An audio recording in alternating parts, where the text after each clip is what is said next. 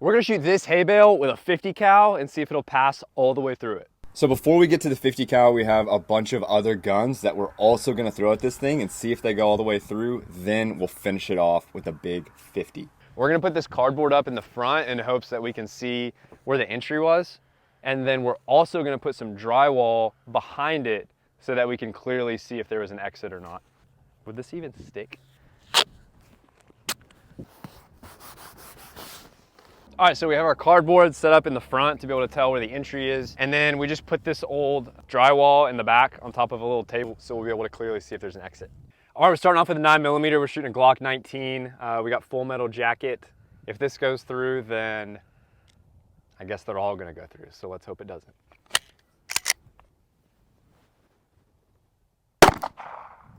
This just in, 9mm goes through cardboard.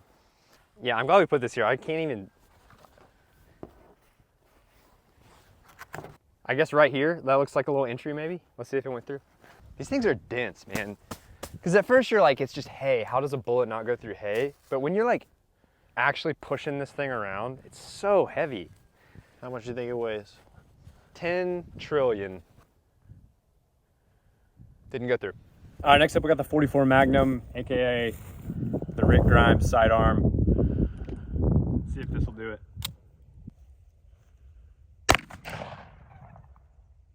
I can't even see. Oh yeah, there it is. Nothing out the back. Hay bale, 44 Magnum proof. Let's move up. What are you doing, sir? All right, we're just gonna hit it with our field tip here. And we got a 70-pound bow.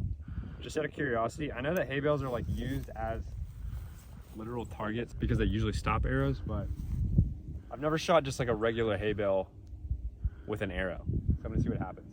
I'm actually gonna shoot it to the side of the cardboard because we'll clearly be able to see where the arrow is.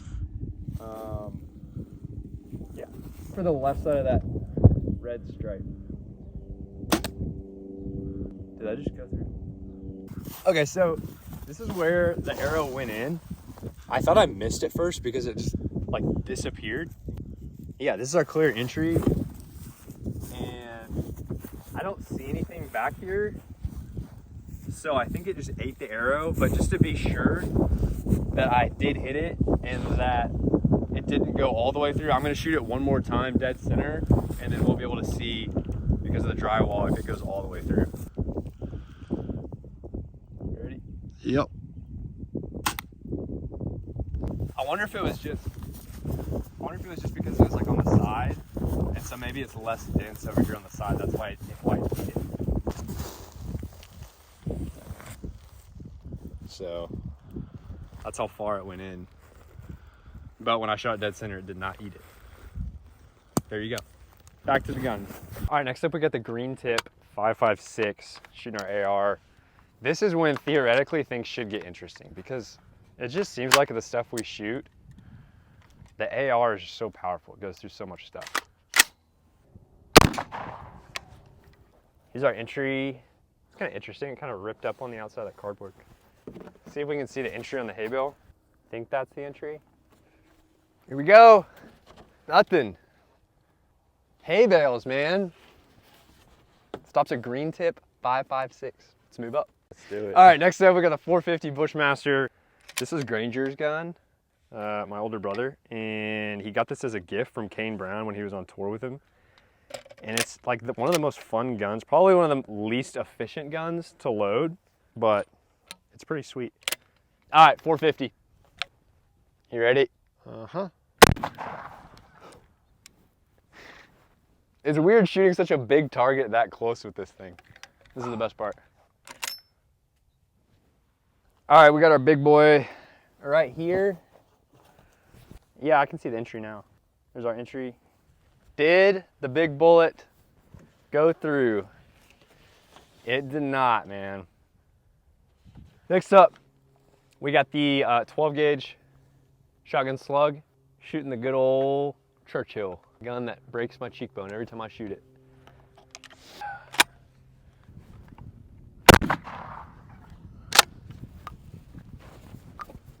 All right, yeah, here's our entry. Is that the base or the wad? I don't know. Something hit there. Nice big entry in the front here.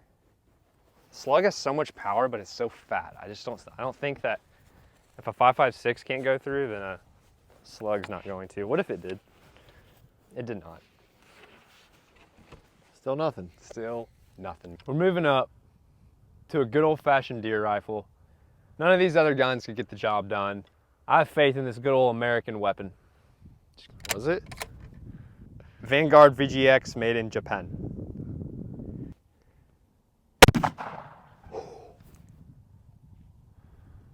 We hit right here. Nice big entry. Yeah, that's the entry from the 30-06. And let's see, man, if it stops the 30-06, I'm gonna be very impressed. Stopped it. No marks, no nothing. Hay bale, stopped Japan's finest. It all comes down to the 50 cal. Is the 50 cal really that much more powerful? I guess we'll find out. It's a big gun for a big man. Not really.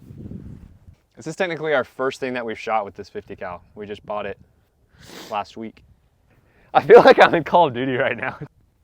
You ready? Yeah. I'm here at the scene of the crime, the hay bale. There's an entry over there somewhere. It had the power to go all the way through the hay bale and then all the way out this drywall and then right into the berm. The first ever Yee Yee Life video idea that I had was to light a flaming arrow, put that boat in the middle of our pond. There's a hay bale in it because we were gonna like try to put stuff in it that would burn, and we were gonna get like a bucket of gasoline and a dummy in it dressed as a pirate. We were gonna shoot with a flaming arrow and it was gonna explode. And then literally the day of, I looked up and I looked up the law and asked some firefighter friends, and they said that you're not allowed to burn a vehicle even on private property in Texas. So, Do you want to shoot it with the 50 cal and see if it goes all the way through plus the hay bale that's inside the boat? all right, here we go. You might be the first person to have ever shot a speedboat with a 50 cal. It felt like I was in Grand Theft Auto or something. It just literally clears my sinuses. God bless America. That it? Dude, there's a piece of granite behind it. I forgot that was there. We went through the granite, obviously. It hit our hay bale. I'm not seeing an exit in the hay bale though. Yeah, it didn't go out. It looks like it hit. So I went through one side, went through the granite, went into the hay bale, and then I'm not seeing an exit in the hay bale. Go ahead and start her up, man. Let's see if we can get her running. It's such a nice day. I think it's out of gas or something. Yeah. All right, there you go, folks. So if you're looking for cheap alternatives for body armor, I would not overlook a hay bale. Strapping it to yourself, you're gonna be pretty safe for almost every gun, unless they pull out a 50 cal. So then at that point, you'll probably need to strap 2 hay bales. So thank you guys for watching. We'll see you in the next video.